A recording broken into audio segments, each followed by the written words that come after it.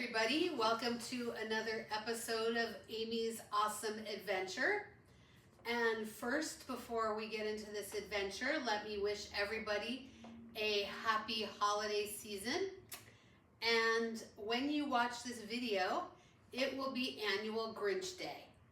So I thought that it would be a nice idea not only to show off my wonderful Grinch earrings and my resting Grinch face shirt, but I thought it would be kind of fun if we did a little story time with Amy, and we read How the Grinch Stole Christmas. But before we get into the book, I do want to mention one thing. If you notice right here next to me, most people would say, what a lovely Christmas tree. But in our case, it's not a Christmas tree. It's a Hanukkah bush. And as you can see, there is a Mogen David, or a Star of David, up at the very top. And right here next to me, one of the balls is a menorah.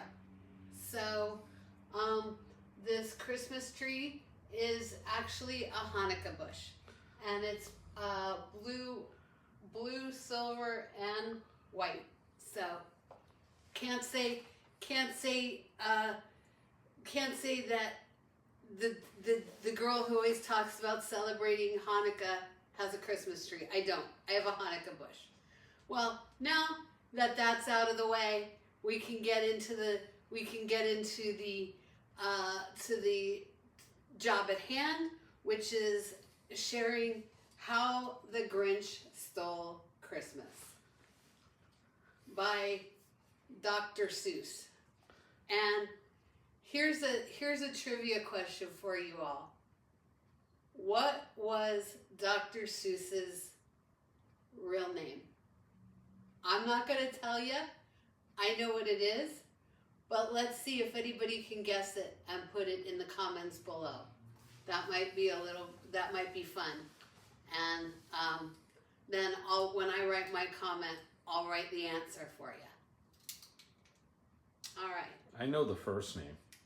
Yeah, I know the whole name, but I want to see if our friends out there can guess it. All right, so How the Grinch Stole Christmas. You know, here's another little thought. You think maybe the Grinch was Jewish and that's why he didn't like Christmas? Anyway. So, How the Grinch Stole Christmas by Dr. Seuss.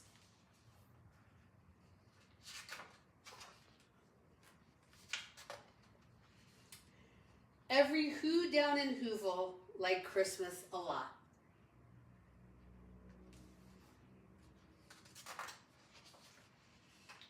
But the Grinch, who lived just north of Whoville, did not. The Grinch hated Christmas the whole Christmas season. Now please don't ask why. No one quite knows the reason. It could be that his head wasn't screwed on just right. It could be perhaps that his shoes were too tight. But I think that the most likely reason of all may have been that his heart was 2 sizes too small. Poor Grinch. But whatever the reason, his heart or his shoes, he stood there on Christmas Eve hating the Whos, staring down from his cave with a sour, Grinchy frown at the warm, lighted windows below in their town. For he knew every Who down in Whoville beneath was busy now hanging a mistletoe wreath. And they're hanging their stockings, he snarled with a sneer. Tomorrow is Christmas. It's practically here. Then he growled with his Grinch fingers nervously drumming, I must find some way to stop Christmas from coming. For tomorrow, he knew,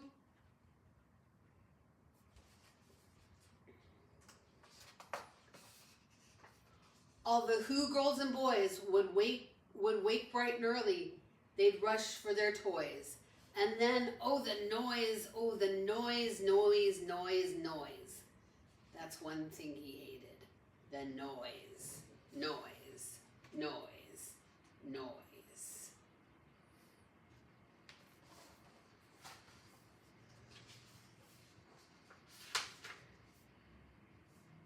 Then the Who's young and old would sit down to a feast. And they'd feast, and they'd feast, and they'd feast.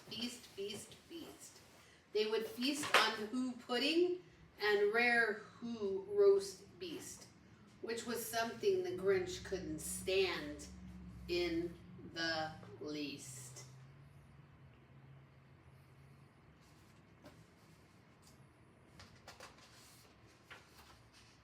And then they do something he liked least of all. Every Who down in Whoville, the tall and the small, would stand together with Christmas bells ringing, and they'd stand hand in hand, and the Who's would start singing.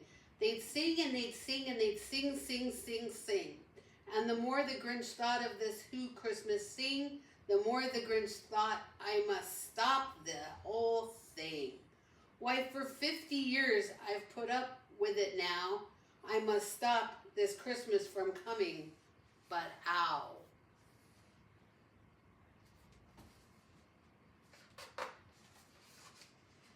Then he got an idea, an awful idea. The Grinch got a wonderful, awful idea.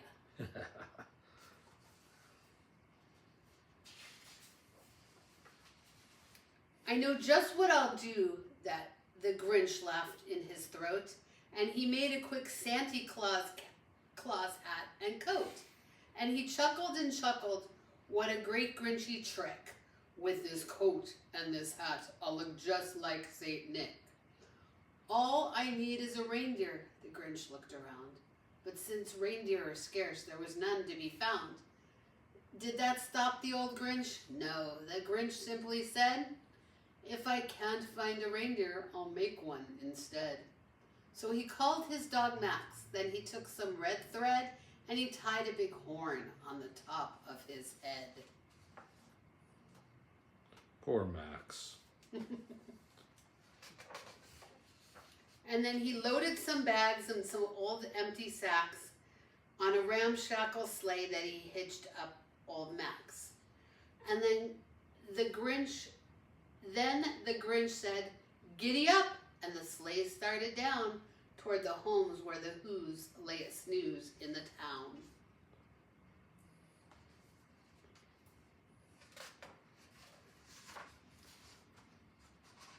Their windows were dark. Quiet snow filled the air. All the Who's were all dreaming sweet dreams without care. Then he came to the first little house in the square. This is stop one, the old Grinchy Claus hissed, and he climbed to the roof, empty bags in his fists.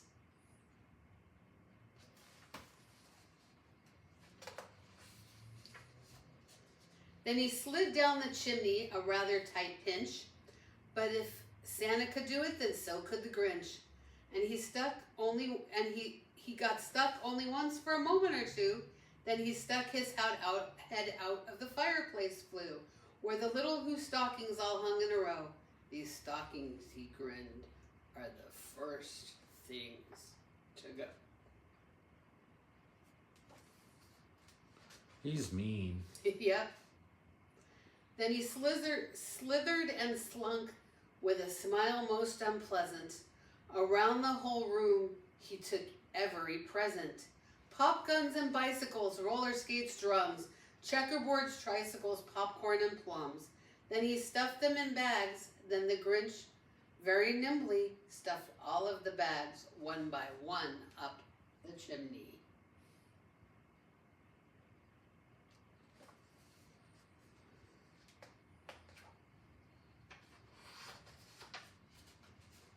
Then he slunk to the icebox. He took the Who's feast. He took the Who pudding. He took the roast beast. He cleaned out the icebox as quick as a flash. Why, the Grinch even took their last can of Who hash. Ooh, he can have it.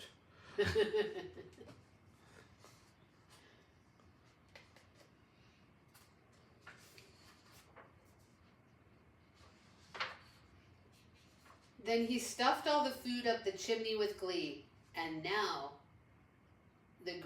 grinned the Grinch, I will stuff up the tree. That tree looks sad. It does. Well, he took all the stuff off, so. Yeah. And the Grinch grabbed the tree and he started to shove. Then, when he heard the small sound like the coo of a dove. Quack. That's a duck, not a dove. Oh, okay. And he turned around fast and he saw a small who. Little Cindy Lou who was not more than 2. The Grinch had been caught by this tiny who daughter who'd got out of bed for a cup of cold water. She stared at the Grinch and said, Santa Claus, why? Why are you taking our Christmas tree? Why? Pretty extensive vocabulary for a 2-year-old, wouldn't you say? Yeah.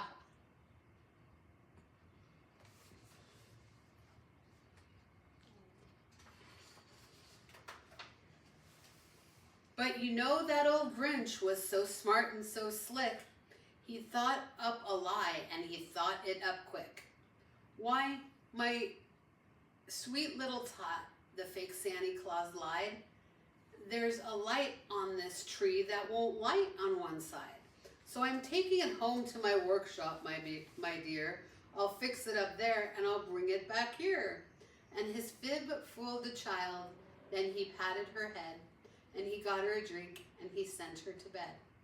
And when Cindy Lou who went to bed with her cup, he went to the chimney and stuffed the tree up.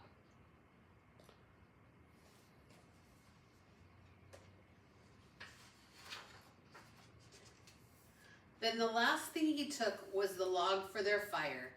Then he went up the chimney himself, the old liar. On their walls he left nothing but hooks and some wire, and the one little speck of the food that he left in the house was a crumb that was even too small for a mouse.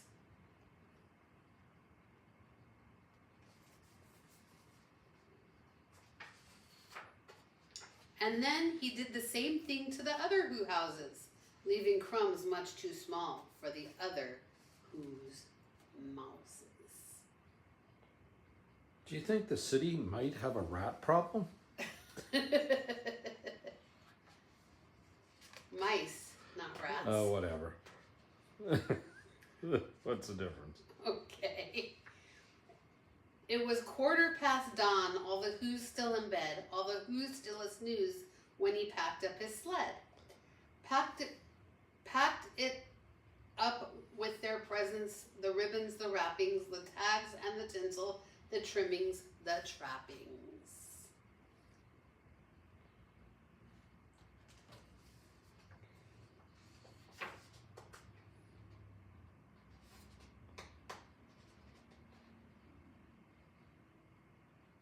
Sorry, we have a page sticking together there.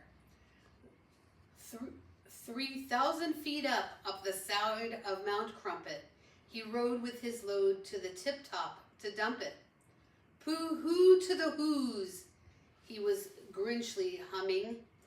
They're finding out now that no Christmas is coming. They're just waking up, I know just what they'll do. Their mouths will hang open a minute or two, then the Who's down in Whoville will all cry, boo-hoo. Sadistic. Okay. Yeah. Like the song says, you're a mean one, Mr. Grinch. You're a mean one, Mr. Grinch. That's a noise, grinned the Grinch, that I simply must hear. So he paused, and the Grinch put his hand to his ear. Then he did hear a sound rising up in the snow. It started out low, and it started to grow. What could that noise be? But the sound wasn't sad. Why, this sound sounded merry. It couldn't be so, but it was very merry, very. He stared down at Whoville. The Grinch popped his eyes. Then he shook. What he saw was a shocking surprise. Golly.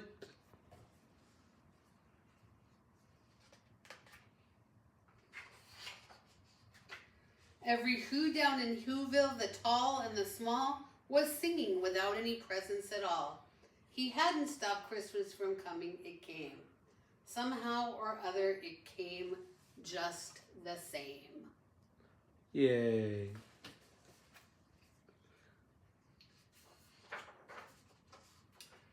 And the Grinch, with his Grinch feet ice cold in the snow, stood puzzling and puzzling. How could it be so? It came without ribbons. It came without tags. It came without packages, boxes, or bags.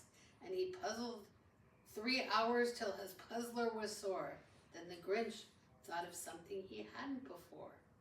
Maybe Christmas, he thought, doesn't come from a store. Maybe Christmas, or perhaps, means a little bit more.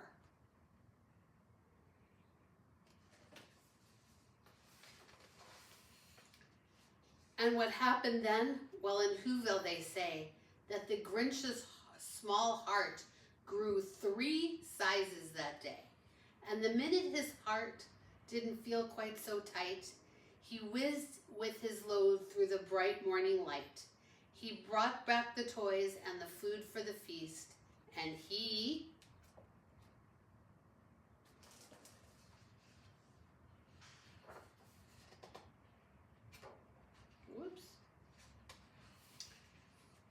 himself, the Grinch, carved the roast beast. Hey, you gotta hand it to the Grinch. Yeah, the Grinch learned a lesson that I think is really, is a really nice lesson that that, like it says, Christmas comes without ribbons, it comes without bags or tags, and it's not the presents that matter, it's who you have, it's who you have around you.